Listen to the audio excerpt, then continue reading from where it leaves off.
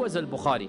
Al-Bukhari, his name was Abu Abdullah Muhammad ibn Ismail ibn Ibrahim ibn Mughira ibn Bardizbah al-Ju'fi mawlahum al-Bukhari. His actual name is Muhammad. His name is Muhammad, father's name Ismail, and grandfather's name Ibrahim. So very easy to memorize. Muhammad ibn Ismail ibn Ibrahim, and his great-grandfather Mughira was the one who converted to Islam. And Mughira converted to Islam during the lifetime of the Sahaba. The Sahaba, they conquered the province of Khurasan. And Khurasan is in modern Afghanistan and Iran. It is in a province that is modern day Iran and Afghanistan. So Bukhari is actually from the province of Bukhara, or in that land Mawara an-Nahr, which is in English is called Transoxania, and this is the land which is now in modern day Iran. So Bukhari was a Persian. Bukhari was a Persian, and he obviously had the features of a Persian, and he spoke Persian as his mother language. So the language he was fluent in was Persian. And Arabic, of course, he was fluent in, but it was an acquired language, and it was not the language he spoke basically at home. And then Al-Bukhari, and Al-Bukhari means he was from the city of Bukhara. So we say Imam Al-Bukhari is not even his name. It is his nisba, where is his city? And in those days, they would ascribe a person both to his blood and to his city. In terms of the day that he was born on either the 12th or 13th of Shawwal in the year 194. 12th or 13th of Shawwal, 194, which was the day of Jum'ah, In terms of his birth, there's nothing miraculous that was narrated in terms of what happened to him. But what we do know about his early childhood is two key events. Number one, that his father passed away when he was very, very young. He was very young and his father passed away. And number two, Imam al-Bukhari rahimahullah, he actually went blind at the age of 3. He actually went blind at the age of 3. Now let us get into his parents, and we're going to tie all these points together. His mother, we do not know too much about her. But what we do know about her is that she was someone that used to worship Allah subhanahu wa ta'ala regularly. She was an abida. Like, she loved worshiping Allah subhanahu wa ta'ala. And what had happened was when Imam al-Bukhari rahimahullah lost his eyesight at the age of 3, she had dedicated herself that I'm going to continue praying tahajjud and qiyamul layl every single night and making dua to Allah subhanahu wa ta'ala, that Allah subhanahu wa ta'ala returns his eyesight, that Allah subhanahu wa ta'ala returns his eyesight. Then a miracle from Allah subhanahu wa ta'ala happens. And keep in mind here, Al-Bukhari was not blind for just a month or two. Al-Bukhari was blind for a significant amount of time. It could have been 2 or 3 years that he was blind. His mother never gave up hope in Allah subhanahu wa ta'ala. She continued to make dua. And one night as she's sleeping, she sees Ibrahim alayhi salam.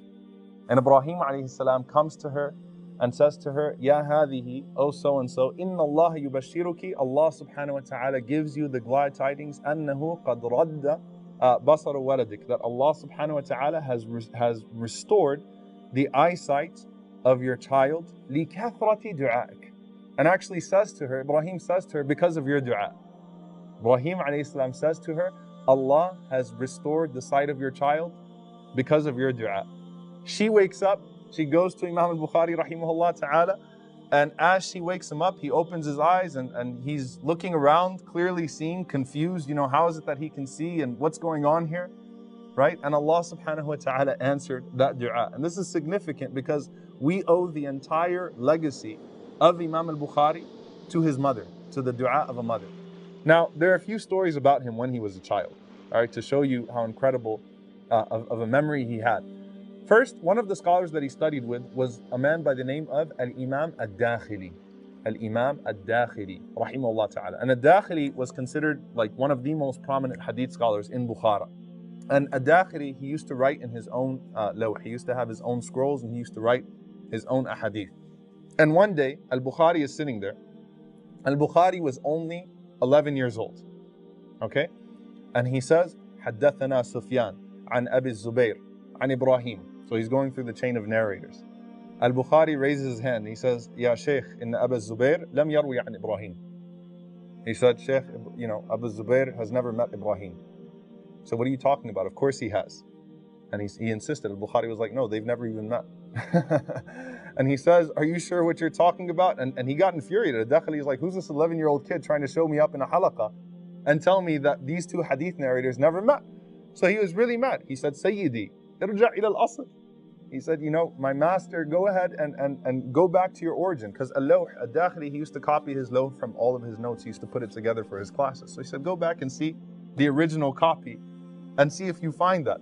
So al-dakhili, he made the entire halaqah sit there while he went home, went through his scrolls so he could find that hadith and find that chain, and he could come back to him. So here's al-Bukhari. All the other students are mad at him because they just have to sit there and they're not even getting any ahadith. They're just waiting for their teacher to come back, and he's all angry to figure out, you know, whether this 11-year-old kid has a point.